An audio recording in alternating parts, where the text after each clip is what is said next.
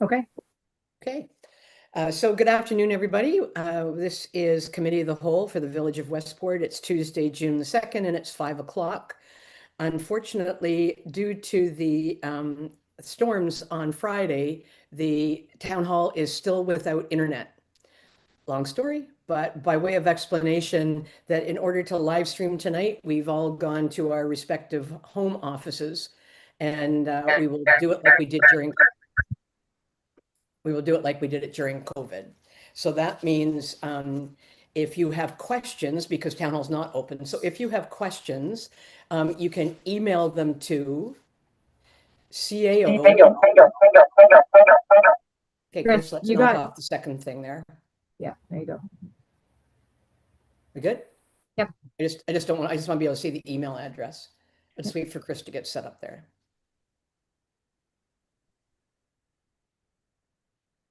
You good, Chris? He can't hear us. Could you text him maybe? Okay, so for the public, if you have questions, cao@villageofwestport.ca. If you've got questions, we'll take them at the end of the meeting like we normally would, but the email to send them to is cao at, all one word, villageofwestport.ca. All right, and so with that, we're going to begin calling this meeting to order and turning it over to Councillor Crapper.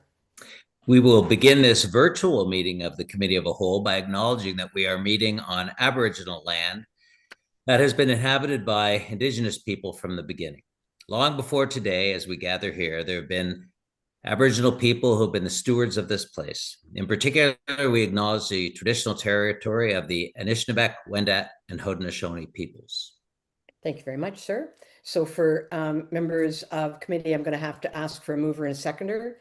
So the first motion will be item number 3.1, that the agenda for the Committee of the Whole meeting held on June 2nd, 2026 be adopted as presented. Could you just raise your hand to move and second? Thank you, Councillor Card. And seconded by Councillor Aim. Thank you. Okay, any discussion? I'll call the question. All in favor? And that's carried. Thank you. Item number 2 is any declarations of conflict or pecuniary interest on anything on the agenda tonight? Okay, seeing all shaking no's. We have no delegations today, so we'll jump right into item number 6, which is the begins with Historical Advisory Committee meeting minutes. The motion is that the Committee of the Whole receive the Historical Advisory Committee meeting minutes from their meeting held on March 25th, 2026 for information and purposes. Councillor Cardy, it's your committee. I'll ask you to move it. And somebody to second, please. Councillor Aragona. Any discussion on the minutes? Anything you want to bring forward, Councillor Cardy? Just that we have a big anniversary coming up in July, so there'll be more information to come about that. Okay, looking forward to it. Thank you very much. Then I'll call the question. All in favor? And that's carried. Moving on to number 7, briefing notes. So I think we'll get the recommendation, or I think we'll get the discussion done, and then we then I'll put the motion on the table and we'll see where we're going to go. Of course, this is the motion and the topic with the amendments to the Liquor License Act that you can, it was tailgating at one point when it was in relation only to sports events of semi-professional or professional or university ball sports, and now they have made it wider. So let's have maybe a little bit discussion first of all, and then to the motion. So I'll start with Councillor Crapper and then Councillor Aragona. Go ahead, sir. Just because one of the, I'm trying to get a picture in my head around the sort of event that might in our village involve people bringing their own alcohol. And there is a possibility, I read in the act, of a municipality creating a resolution that simply wouldn't happen. Correct. What would the type of, can perhaps staff give me an example from the sorts of events that we see typically annually, which ones might fit the bill as an event people would bring booze to? Yeah, I think that's a good question. I thought you were frozen. Sorry, Councillor Crapper. That's a good question. And is there a difference between private and public?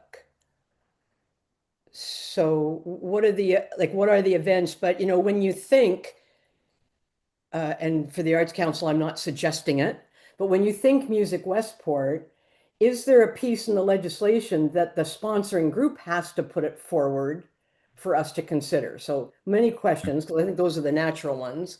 And I think the CA is going to tell us she's not an expert on this because we've had some of these beginning conversations. And quite frankly, team, we've had a couple of, I don't know. So anyway, with that set up, CAO, I'll turn it over to you. Sure. Thank you, Madam Mayor, through you. One of the things that occurred after I prepared this briefing note actually is consultations with other CAOs in the area. And a lot of the municipalities are not enacting any sort of legislation with regard to the changes because right now the OPP are the authority. So they call the OPP if there are any issues with this particular license, where most neighboring municipalities find it difficult. They'll find it difficult to enforce it. So they're sort of waiting to see how the OPP deal with it and then instituting policies after a year or at a later date when they can really pinpoint what events it would really it would help advance. The only real I don't want to say benefit, but the only real guidance that this would provide is to the provincial government, to the AGCO specifically, when these certain community events apply for the application. Then we've already got a policy to say that the municipality supports it or doesn't, but it's not required. So I just wanted to let council know that a lot of the municipalities in the county are sort of at a wait and see kind of standstill with this legislation. So that's to the first point. The second point, when I looked at different events, what it does is, one of the things that it doesn't do is that the public will be able to bring alcohol to every single event. That's not the case. It has to be an event that meets the AGCO's guidelines. They have to go through a rigorous application process, just like they did for the tailgating legislation. But if the municipality is silent on it, then they go through their own guidelines. They use whatever they have for guidelines. So I don't know exactly what specific events, but I could certainly bring that back to the council meeting as well. Okay. Councillor Crapper? Yeah, because it does make it difficult to, like, maybe there simply aren't any in our town in which this would make any sense. I'll be honest, I have a really difficult time imagining any of our events being enhanced by people bringing booze to them. But that's a personal stance. But I'd need to get my head around what benefit and what examples in our little town that might look like. Okay, Thanks. Thank you, sir. Councillor Aragona. Yeah, that's the train of thought I was going down. I did a little bit of research just leading into this after I saw this briefing note. In Prince Edward County, Kingston, Perth, they've all sort of stayed away from actually issuing a policy on this, and they've opted out of doing it. And typically the reasons that I've seen in the municipalities that are not doing it are safety and liability, costs, enforcement, and even economic reasons. The impact on local businesses who serve alcohol and benefit from having people come into the village for events. If there's a bring your own, these businesses are going to be losing income that they would see from an event. But beyond that, there's also the whole enforcement thing. And in our case, we have a bylaw officer, and that bylaw officer will probably have to spend a lot more time at these events if we're going to allow this. But also beyond that, there's a perception out there. I don't think that people really understand what this actually means. It means only two events that a municipality and ADCO have given a permit to.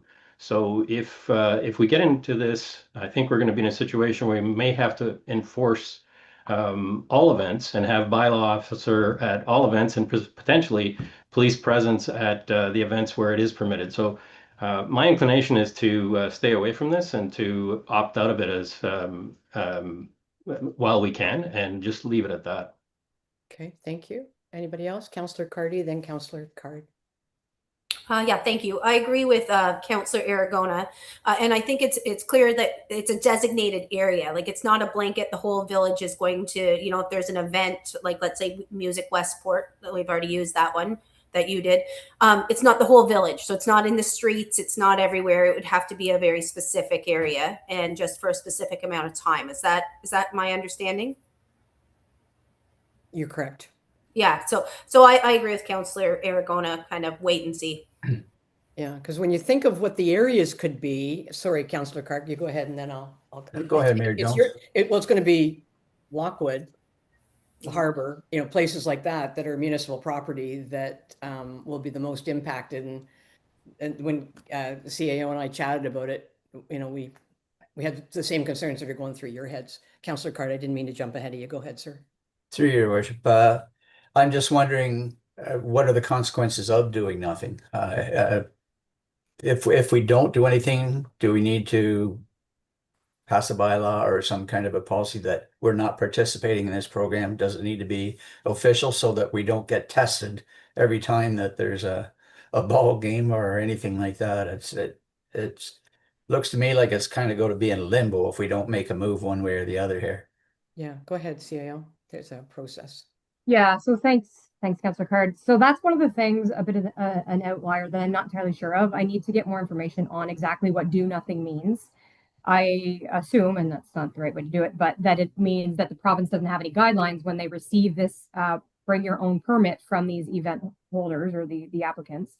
But I need to find out more information on that. I only know that other municipalities, because we're not bound to do anything, they're just not, and they're going to see the enforcement measures that are being taken by OPP and alike that are being taken by places like the town of Gananoque that have you're allowed to drink in parks policy, and that their bylaw enforcement is heading that up. So that's what they're doing. They're kind of figuring it out as well.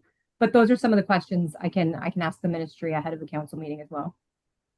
So just in the ADAG's letter, it says municipalities that do not wish to allow bring your own events may choose to express their position by way of a resolution. So when you follow up with, that's on page 2, when you follow up with the ministry, if you need more details. And so I think we're all of a mind that we'd like a few more details fleshed out. And would you have time to bring it back to council? Yep. Yeah, I can do that. Okay, anything else that you want CAO to follow up or any of the questions that you've got? Okay, so I think we'll just defer we won't put the motion on the table, but we'll ask you to bring back further information. I did have something I wanted to share to this, but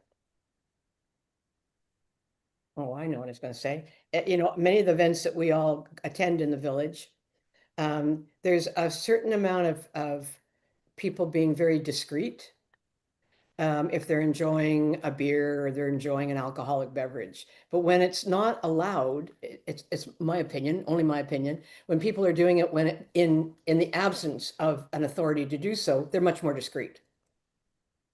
Where if it's acceptable that you can bring your box of beer and do whatever, I just think that it's human nature that you would be less concerned about how much you drink and whatever.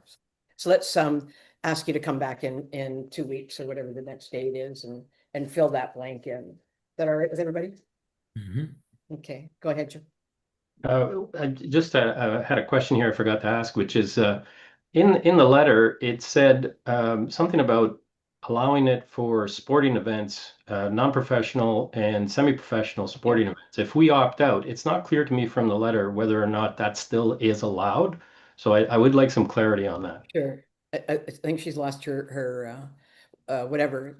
I'm the host now, but I agree with you because that was the original change to the act. And that was what they called the tailgating piece. It still needed permission and it still needed to, be those other criteria, but we'll find out about that as well. So thanks very much, Councillor Aragona. All righty, so then we're going to go to 7.2, I believe, is the CAO. So why don't we move to 7.3 while we're waiting for her to come back on? 6.3.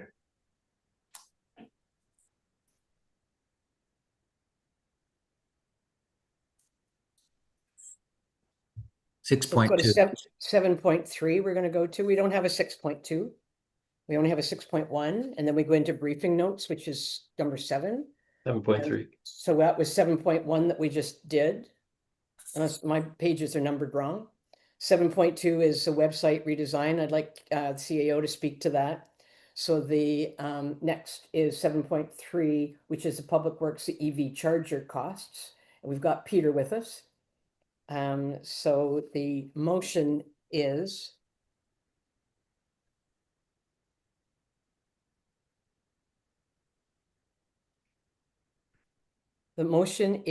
that the Committee of the Whole recommends that Council approve the I'm sorry, pardon me. There is no motion for it. Maybe Peter, you could just talk about the EV charger. Everybody's got the report. We saw the breakdown of the numbers. Councillor Aragona, I'm going to start with you because you brought this up at council or committee a couple of months ago. There is no motion, so it's just on for information purposes and discussion. Go ahead, sir. Yeah, I think I appreciate the time that staff put into preparing the report. We didn't know what the costs were, and that was the intent of the motion, is to just get a handle on what exactly is going on with that. And looking at what the experience has been in other municipalities who have reported very high electricity costs, I was expecting costs to be higher, but I mean, based on what came back in the report, it's actually almost negligible. So the question is whether or not there is still a tourism, in my mind, whether or not there's still a tourism benefit with providing the service. I had a conversation with the president of the Electric Vehicle Council of Ottawa about this. He explained that the type of charges we have in the village are not usually used by EV owners who are looking to charge quickly. They're not the type of owners that are going to drive through. Typically, these type of charges are used by folks that are intending to spend some time at a destination. So it takes longer to charge with these chargers. So they're the ones that are going to use it. So I think there is a tourism benefit still, and the initial rationale behind having the EV chargers and the service still makes sense.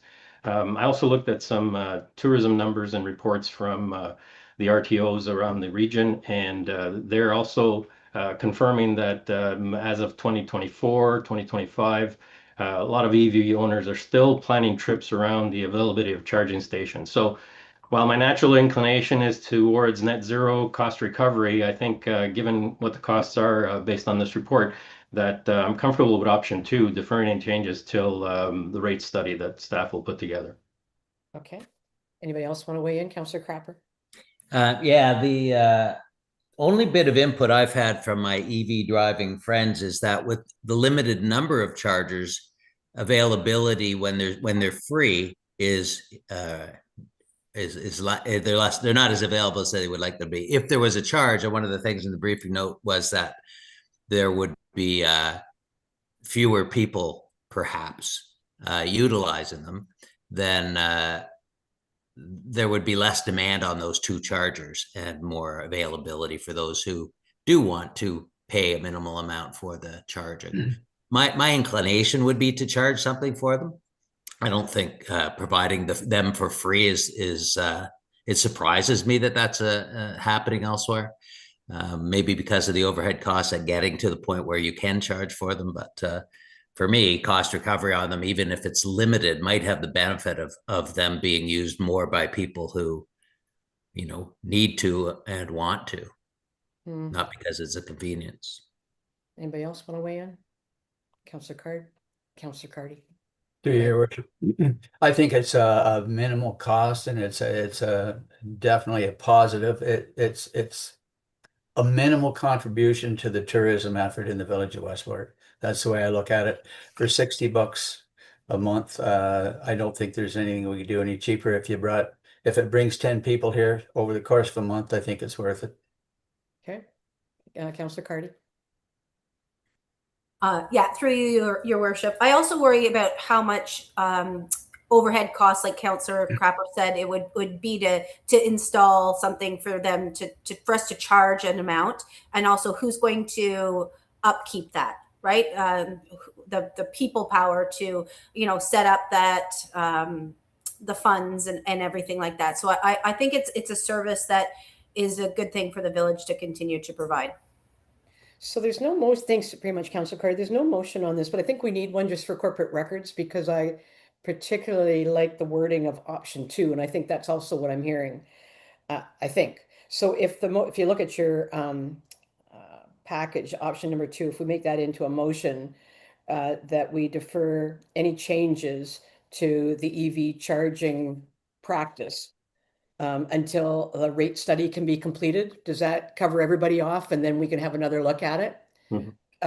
CAO, I just took your first sentence of the option number 2. So that council recommends, committee, sorry, recommends to council that any changes to the EV charging system are deferred until after the rate study. And if I could have a mover and a seconder for that, please. Thank you. Okay, I'll take Councillor Crapper and Councillor Aragona. All in favor? Carried. Yeah, I think that's a nice way of splitting it down the middle. There's a lot of stuff we don't know yet, but that will help us get that information. Thank you to Mr. Evans for that really quick turnaround. Much appreciated that we did it before we really get in the thick of tourism season. So now we know, now they know. Okay, we lost you there just for a couple of minutes, CAO, so we're going to go back to 7.2. I think that's mainly your piece. And so I will read that motion.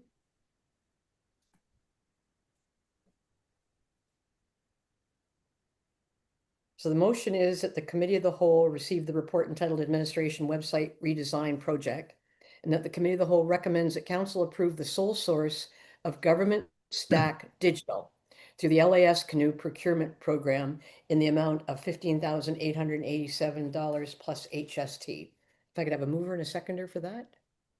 Thank you, Councillor Cardy, Councillor Card. And for any of the public listening, we've said this before, but just as a memory jogger, although we call it sole sourcing, when we use Canoe, Canoe is actually an acronym, but it is an affiliate of AMO's procurement section. And Canoe does the procurement for the types of articles that they offer and have already gone through the process of 3 or 4 or 5 bids to come up with the best price. So although this is worded for us sole source, there is a whole group of people behind Canoe that seek the best prices for the materials they offer. So that's just more for the public, because I know you guys already know that. So that being said, Canoe's giving us 15.8. CAO, I know that you've got at least another quote, and it was significantly higher. Yeah, that's right. Thank you, through you, Madam Mayor. It was approximately in the area of $40,000. Now that was a bit of a more sophisticated website, mind you. This is more of a base website, and this is more modular. So you can add on things like payments, add on things like scheduling modules, things like that as you go. So this is just for building the base model. Okay. So Councillor Aragona, you had some thoughts about that, I think, when we talked high end. Did you want to make any comments today? Yes, through you, Madam Mayor. So I'm concerned about what we're looking at, and I think it bears a little bit of a discussion before we make a determination. I did take a look at the GovStack provider and the websites that GovStack has been involved with other Canadian municipalities, including in our own backyard. Mississippi Mills website is built with GovStack, and it works very well. And it looks great. It's got all the functionality, including the form, so it's there.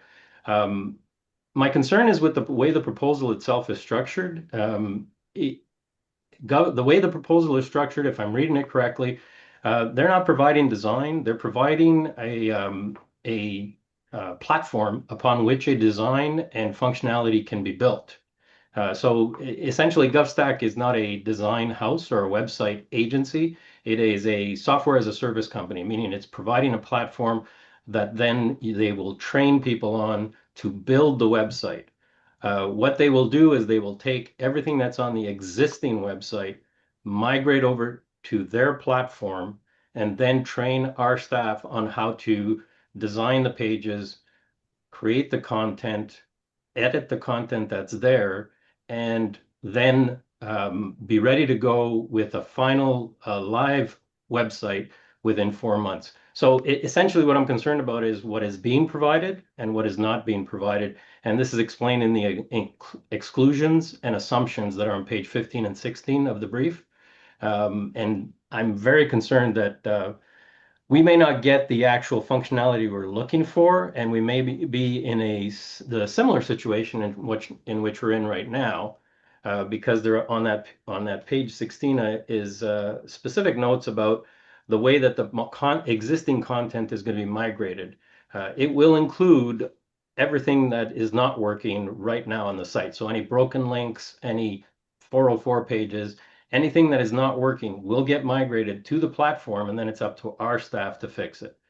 Now they are providing training, so that's great, and they're going to provide training on the actual base platform itself, and they're providing training on the forms. But again, I'm concerned that we will be in a similar situation to what we are in now, and that we're not really getting a website design and architecture. We're getting a platform that we have to manipulate. Essentially, this is the way that is worded. This is WordPress on steroids. So once you know how to work it, then you can create magic. But if you don't know how to work it, you're not going to be able to create magic. That's my concern. So CAO, is this news to you on what Councillor Aragon is saying, or is that your because if he's right, I don't want any part of it, because we've been there, done that. We've brought, so if that's correct, and if not, then maybe you got to go back to them and confirm. But I've got like red flags up everywhere because we keep getting people to do a new website for us, but it's exactly what Councillor Aragon just described. And then we never get out of the muddle. So I'm coming back to you, and then I'll come to Councillor Card. But go ahead, Councillor or CAO. Sure. Thank you. Through you, Madam Mayor. So as I understood it, it is a standardized platform, and then we choose the design, and then we implement the design. I think you're on track, Councillor Argona. The difference is we'll have comprehensive training as to how we migrate data over. So if we see things broken on the website, we will then be trained in, okay, so then you can take these pieces, but leave these pieces out, and then we can migrate those things over. But having that said, it is largely staff driven, yes. Okay, Councillor Card, and then I'll come back to Joe. Through your worship, a couple of questions I had. I agree with Councillor Argona. To my limited knowledge of this, it looks like they're giving you the tools to work with. Big concern for me would be staff time to use the tools. If they say over and over again here, they're not contributing any creative portion of this website. The other thing that is the question would be, what's a GovStack environment? They're kind of insisting that you have one there to make this work, and I'm not just sure what a GovStack environment is. So do we have that or do we not? Yeah. I don't know. Do you know, Kim, or do you want to pass on that? Yeah, well, I just would suggest maybe we can have Peter Gingrich, who is the representative for GovStack, come to the council meeting and then specifically answer some of these technical questions. I'm not sure off the top of my head. I think it may be beneficial to have him attend. Yeah, that's a great idea, because it may be a good deal, but if Councillor Argona puts that question to him, they just said, and the solution is for staff to troubleshoot. I'd rather spend the $16,000 and get somebody who knows how to fix what we've currently got and just cut our losses. That feels right to me. But so get someone from GovStack into, I see Marty, get someone in from GovStack is what's on the table now for to answer some of the questions. Councillor Crapper, I'll come to you. The other is cost. We have a price for a starter pack, but like with any of the template websites, the free versions in the public world, the price for the paid for versions are significantly surprising to people. So I would think that I would want to know what the cost of upgrading will be, because inevitably we'll want to. Yeah. Okay. So fair enough. We're not going to pass this. We're going to defer and ask for him to come to the next available meeting for him. Councillor Argona, that works for you? Yes. Yeah. Okay, everybody. So we're going to defer this. It's Councillor Cardy and Card who moved and seconded. Can I just ask you to make that a deferral instead? Yes. Thank you very much. And I'll call the question on the deferral. All in favor? Okay. Good. Thank you very much, team. Thank you, Councillor Argona, for your input. Okay, EV charger, we did, oh, there is the motion for the EV charger. It was buried. I buried it, you didn't. All right, so 6.4. On the, oh, I see, there must be a different, because I've got 6.4 on my motions, Marty, but on the agenda, I've got 7, so I didn't know whether I'd mucked it up or what. Anyway, now I'm at 6.4 for Councillor Crapper, 7.4 for me on the motion. Which, oh, that's something that you'll want to talk about. So why don't I get the motion on the table? I'm going to get you to move it, Councillor Crapper. That the Committee of the Whole received the report entitled Public Works, Westport Tree Policy, and the Committee of the Whole recommend that Council implement the tree policy for the village as presented at the June 2nd, 2026 Committee of the Whole meeting. Can I just have a seconder for Marty's motion there? Councillor Aragona. Good. Okay. Councillor Crapper, did you want to kick this off? Great. First off, Peter, congratulations. It's a nicely worded, articulate policy that reflects, most of what is out there in the world of municipal tree policies. I like it a lot. Good. I emailed Kim because I've got some basically wording suggestions that would not in any way substantively change the policy. And I'd like to save those that just send them to Kim and not go into them here. One area that I did want to discuss is under section. So can I just, let me deal the redlining. If you could send them to the CAO and CAO redline it for us so it comes back in the council package so that we know what the changes have been made, and I'm sure they'll be absolutely perfect. Yeah, now great. go on with your next question, Councillor. Perfect. Which is under municipal lands, and a suggestion that because a significant amount of municipal land is boulevard land on which there are trees, and I would like to include that just like we have road allowances, because and then 2 points that I'd want to see in there. One would be something to do with removal of dead and diseased trees that are on municipal lands, boulevards or otherwise, really. And related to that is a tree pruning I don't know, activity or expectation of the village on those. It's a pretty big ask. Like there's a lot of trees on boulevards, but you do notice that, and yeah, yet when it comes to this world of tree management, for all the great reasons articulated in this policy, I would suggest that it's worth figuring out, how big a deal. Yeah, no, I think you're on to it. Just it's a lot of money. So with that extra wording, we just have to not make it mandatory to be done, but some wording that gives some flexibility to what the budget is. So how are you proposing some changes today in that, or is that partly what you were going to send to the that piece I figured was beyond my wordsmithing, and I recognize there's a cost component. I was hoping Peter might be able to consider how that could fit into the municipal lands section and make a suggestion on that. Why don't we get feedback from your colleagues first of all, and then go to Peter. So the suggestion is remove dead and trim what needs to be trimmed. Fair enough. Yeah. Okay. And so, Councillor Card, you and I've had this conversation many times. Did you want to start on the trimming part? Well, through your worship, I think you need to get back to the root of a lot of the problems here. A lot of the trees are planted on boulevards, but the power lines run over the boulevards. Right. So maybe some guidance on where we actually plant trees, maybe dwarf trees instead of, elms and maples. I think there's, if Councillor Crapper would appear to have much more knowledge about trees than I do, so he might want to consider that in some of his changes to the policy that he sees. But I think it's important that there again you're involving RSL a lot of the time, so that's another factor to consider there. Okay, like the size of the trees, so that they're not, so the trimming doesn't mean to be in the hydro. I remember one time Councillor Crabbe and I were talking about something, and somebody was going to donate some money to us, and that was Councillor Crabbe. That was the first thing that Councillor Card said: is trim those trees away from the hydro line. So, Councillor Cardy, go ahead. Thank you, through you, Madam Mayor. First of all, I just thought it was a really comprehensive policy. It was easy to read. So thank you very much, Peter. I liked the examples, the instructions.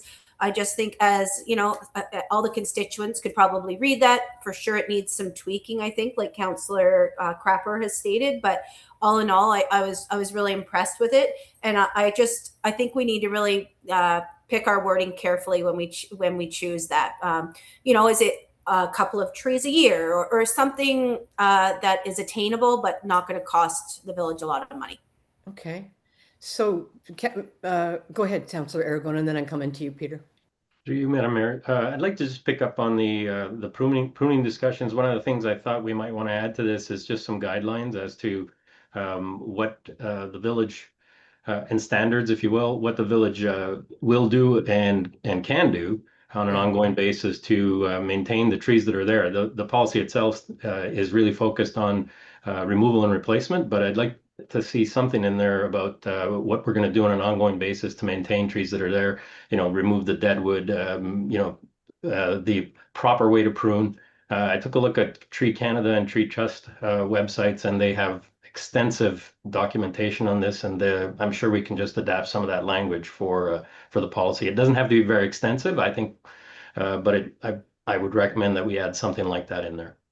So the gaps that I'm hearing from all of you are pruning, the type of tree to plant. Did I miss something else? Those are the kind of things that were said over again. Then go for advice. So I'm going to come to you in a moment, Peter. Councillor Crapper's got wants another word, and then I'll come to you. I think it may cover what Councillor Aragon is getting at, and it we don't need to be as specific if what we do is articulate our goal is to follow best practices. So it's the same for some of the suggestions I'm going to make under native species or an invasive species. How you get rid of them, we don't need to be specific, as this says, put them in the garbage. That may, in my information, is that's not the best way to get rid of them. Let's follow best practices in all regards. What types of trees one plants under, we're not the only municipality dealing with this. And I think use of that term somewhere in here, and I've got some suggestions as to where, which I can put in the red line, helps us, because we don't need to have all the answers. We need to make sure we follow best practices whenever we're dealing with this a tree related issue. Okay.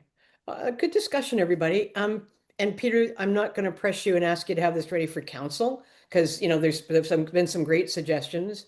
And this would be the kind of policy that a lot of people would be interested in. So the pressure is not on for you to turn it around in 3 or 4 weeks, but shortly. How did you feel about the questions, and what are your thoughts? Yeah, so through the initial comment on the boulevards, I just would look for a little bit of clarity, and maybe that'll come in the email from Councillor Crapper. Boulevards would of course fit directly into municipal lands, so if there's any questions around that, happy to clarify in the email. The answer from Councillor Card in regards to the kind of type and size of tree there being the biggest challenge in boulevards that are narrowing, as road standards kind of put outward pressure on our narrow road allowances. And of course, you're 100% right. The primary factor in tree maintenance is going to be budget pressure. There wasn't anything really included other than removal of hazard trees for 2026 budget, which was based on a typical. So that that might be a bit of a challenge to bring in the 2026 budget year, but certainly something that this policy could use to support propositions in 2027 budget year, in order to create a line item based on a policy and based on the OP. Beyond that, I think the guidance on trimming mostly is going to be around the capabilities and the expertise of staff. I know there's a fair amount of guidance out there, but we still lack some of that expertise. We also lack a lot of the equipment related for some of the more moderately sized trees, and then we always have the ones that are on the boulevard working around existing utilities as well. But certainly doable. We can add guidance. This policy, where it was adapted from, because of course appreciate the feedback, but just so council is aware, this was mostly utilized by reviewing other policies and just bringing things in that would work for the village. But the idea of bringing in some pruning guidance supports the idea that this could be a resource both for staff and the public as well, which was certainly a positive impact to this one. So if that helps, I can see what we can do for July. Okay. Yeah. And I just, because your point's well taken, you have a little bit of money in the budget for trees that have to be taken down. Could you find a way to make a suggestion to the public who like to plant trees on the boulevard? You know, the initiative is, and the generosity is very much appreciated, and I don't think we want to turn that down. But we would like to be able to work with community members that want to plant trees, just keeping in mind the things that we've said. So if you can find a way of, probably some other municipalities already included it, that we can use their wording, but all donations for the trees are appreciated. But you know, the point of trying to keep things that don't grow that tall and interfere with hydro lines is good. All right, how does that feel? Great initiative, Councillor Crapper. Let's get it right. So we won't expect you to bring it back for council in June. We don't sit in August. Worst case scenario would be September, because the election budgeting and all those things fall out of it. But so if everybody's nodding their head yes, so if you could, to you and to CAO, if we can shoot for July, that would be terrific. There's not a lot to be done. Councillor Crapper is going to send his suggestions on, and so for all council members to hear, we will have a chance to review them and agree or disagree, but we appreciate sort of cutting to the chase on the things that are in his mind now. All right, so if that's fine with everybody, what are we doing with this? We are deferring this to another meeting. So it's Councillor Crapper, Councillor Aragona. Are you all right with the deferral until no later than the September Committee of the Whole? Yes. All right, can we vote on that then, please? All in favor? All right. Perfect.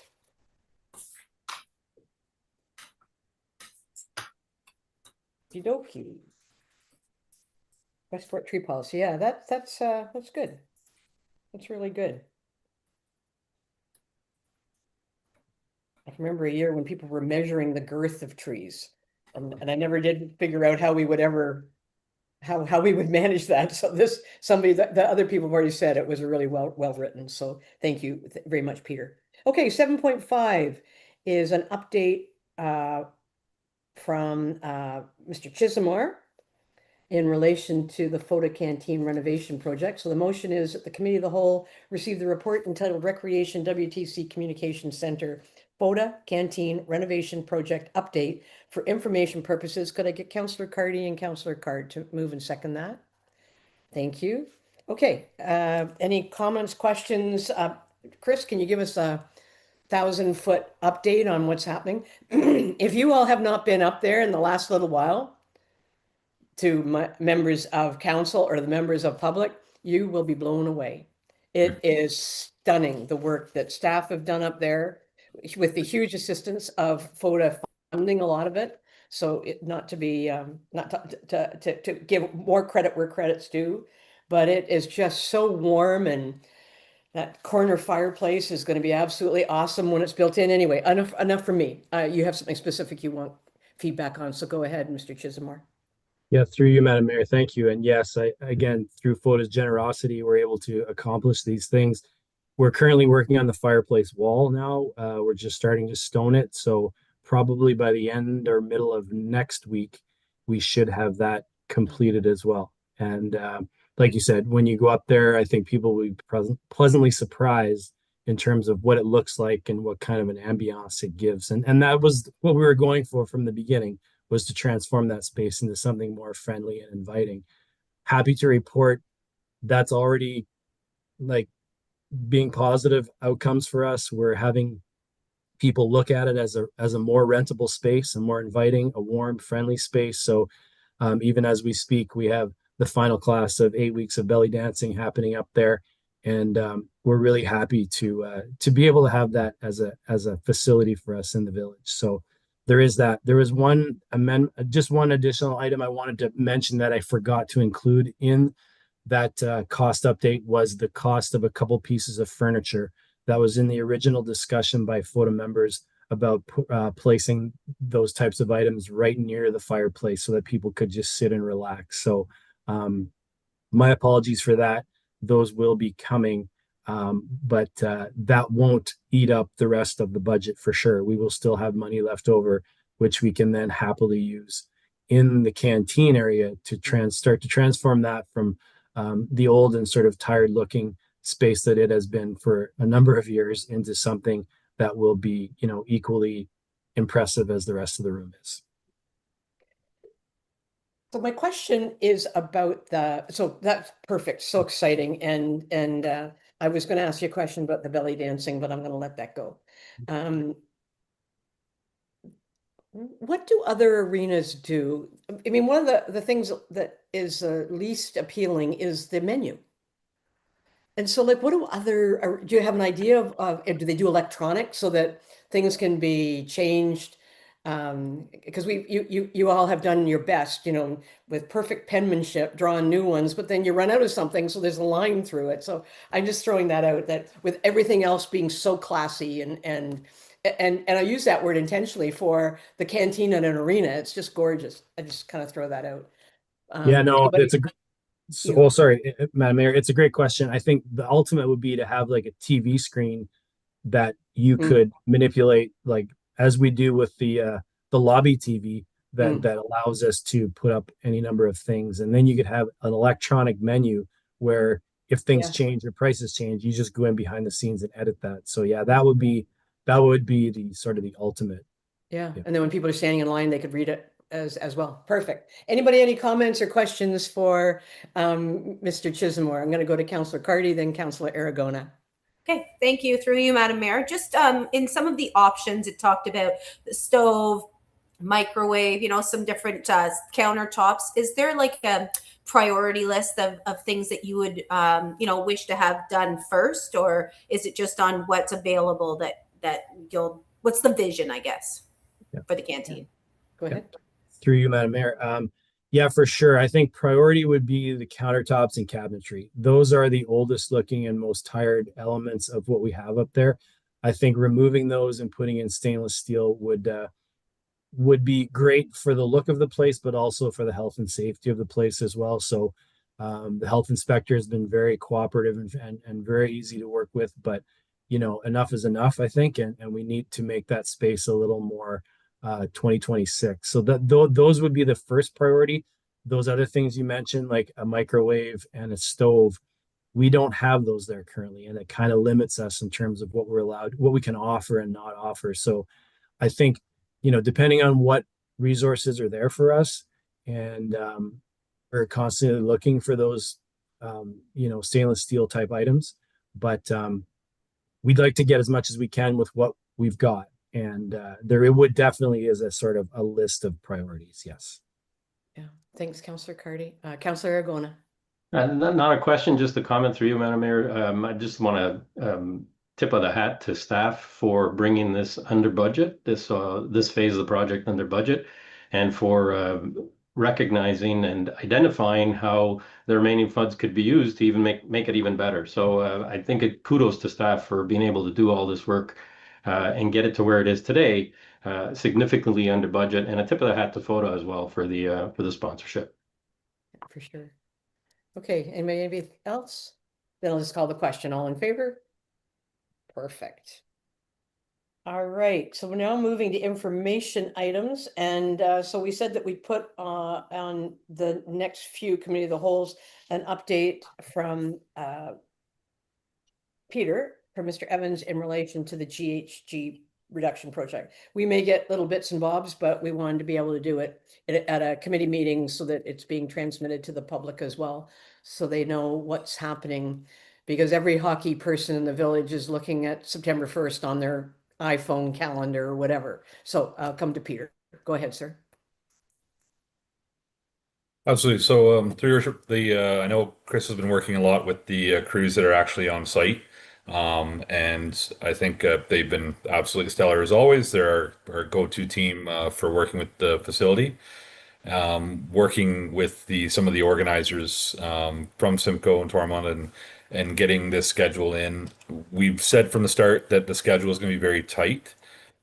We know that the getting the equipment in August, short window to get it in, get it commissioned and up and running. Right now, the word that we're getting is that things are on schedule. We had initial draft that was a little worrying, but we've refined it.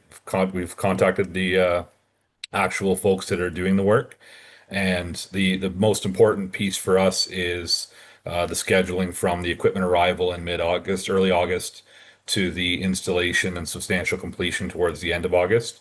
That 2-week time frame has been consistent throughout the project, and really leaning on our local Simcoe team that have come in, opened and closed the facility every year for years and years. That does seem like it's going to be a good viable target. We had some good news with the electrical review. We had some questions that came up early on, and I think both speaking for Mr. Chismore, we definitely had a couple of nail biting times. But there is one thing with this project. There's a lot of chefs in the kitchen, and I think there was some thought process that, well, if the electrical needed an upgrade, well, that might defer the project. And of course, with review, that was not going to be the case. We'd planned from the start that we were aware that the electrical issues we'd had pre consults with Rideau St. Lawrence, the utility provider. So once that message came across, it was full steam ahead. And good news is it wasn't required in the end anyways. So through Mr. Chismore and some consultation with Simcoe, we got a good kick going on in May, and everything, the old ice plant is completely removed and cut off. So we're just waiting for equipment to they're just waiting for the equipment to arrive to get installed. And I know the recreation team are doing a lot of the cleanup and the prep work. We're also hoping to line up some of our own local contractors for the utilities and the electrical work on the inside to get that up and running. And that's actually, we had conversations about that today. So making sure that if there's anything we can do to keep this project ahead of the Labor Day opening, that we are doing that. So The question I've been asked many times is there something magical about August and getting the equipment in? Why couldn't it come in sooner? the detailed design and the final review that happened this spring, and so they completed those ordering the actual final order in early spring, late winter, and that was the date that was coming in. So they knew they were going to come in, get the clean out, get the removals done, and equipment was going to arrive at this time. Okay. They've got us actually in the queue even as earlier. Mr. Chisholm may have a better memory, but they had a lot of the larger pieces soft spec, I think last November even, just to make sure that we had a spot in the queue. So, well, final order might have been placed in the spring. We had a spot last year, and that's where we were in mid-August. Okay. That's interesting. I think that's a really important explanation for us to hear, and to be able to tell people that this is like any major construction project, that it's not in a box that you off the shelf and you're just going to put it in, that they're building it to our arena. So that was really helpful for people to understand. Okay, didn't mean to hog the microphone there, but I have been asked that question probably 25 times. Anybody, anything else? Ooh. Okay, well, thank you for the update. That's perfect. There is a motion that goes with that the Committee of the Whole receive item WTC Communication Center GHG reduction project for information purposes. I'll ask Councillor Card to move that, and perhaps Councillor Crapper to second. Okay, thank you. And I'll just call the question. All in favor? Carried. Thanks, Peter. That's great. Okay, moving along to announcements. Councillor Crawford. Just a quick recap on last weekend, and a suggestion that anybody who wants to know what EcoFest was like, take a look at Tanya Hammond's article this week in the Mirror. nicely written. There's actually the Lions wrote up, Bob Reddick wrote something as well, but hers covers off on a lot of the variety that was there. And for anyone who wasn't able to get there, it gives you a bit of a glimpse into how the Cove partnered with that group. And that was great. Always challenging to get numbers out to these sorts of things. But as an educational vehicle on a wide swath of interesting environmentally related topics, it was a big success. So congrats to the people that were involved. A lot of people in town for that, for sure. Anybody, any other announcements? Councillor Chismore. You rock, I think. No, Oh, no? Okay. I just wanted to mention, so not this Friday, but next Friday night, June the 12th, from 6:30 to 8:30, for the first time ever, we are going to be hosting at the WTC Communications Center a kids/family dance. Yay. So it's for primary school kids and their families to come to the rink. We're going to have a DJ. There's a rumor about a smoke machine. I'm not sure, but the canteen will be open. It's 2 hours, and we're trying a series of dances this summer. It's the summer of dance parties. So we thought we'd start with the youngest kids.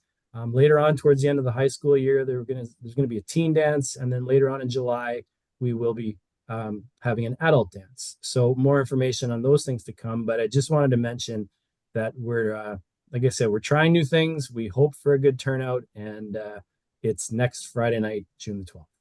That's awesome. So next Friday night, June what? 12th. Okay, so June 12th. From when to when? You just said it so quick at the beginning. Try it again. 6:30 to 8:30. And do you have advertising out and stuff like that? Yes. So actually, we've contacted the local schools, and we've gotten the word out through their parent councils, things like that. We've got posters up on social media. So the word is out. We will see how it goes. Well, that's exciting. That's exciting. Good job. Good job. Yeah. And so Councillor Crapper was already dancing when he was listening to what you had to say. I'm going to try and get my grandson to come down. Nice. Can grandparents take these little kids? Yeah, for sure. Right. Absolutely. On. I'll be there. Awesome. 12th. I'm going to try and see if I can be there. And no other announcements? I don't think I have one. Oh, Councillor or CAO. Thank you through you, Madam Mayor. I just wanted to, I guess, explain to the public that I polled council on their appetite to shift some of the meetings that are upcoming. So we do have the council meeting slated for the 23rd of June. That's being proposed for Monday, June 15th, as opposed to the 23rd, which I understand works for council, but I just wanted to let the public know. Yeah, good thinking. And then at that meeting, we'll bring forward some proposed dates in July. Once I hear back solidified from council, I'll bring back a motion for the July date. Okay, but for sure, the council meeting following up this committee is going to be Monday, June 15th at 5 o'clock. That's right. Okay, gotcha. Thank you. Good point. Yeah. All right. Anybody, anything else? Any questions from the public or the media? The email is cao@villageofwestport.ca. Nothing yet? Nothing. All right. Then that being said, we're going to go into closed session for an item or two. And the motion is that the Committee of the Whole proceed into closed session as permitted under the Municipal Act to consider the security of the property of the municipality and personal matters about an identifiable individual, including municipal employees. Councillor Aragona, will you move? And Councillor Card, will you second? Thank you.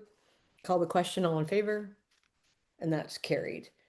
Okay, we'll get out of the, so for the public, we'll just be doing a report out when we come back. There's nothing on our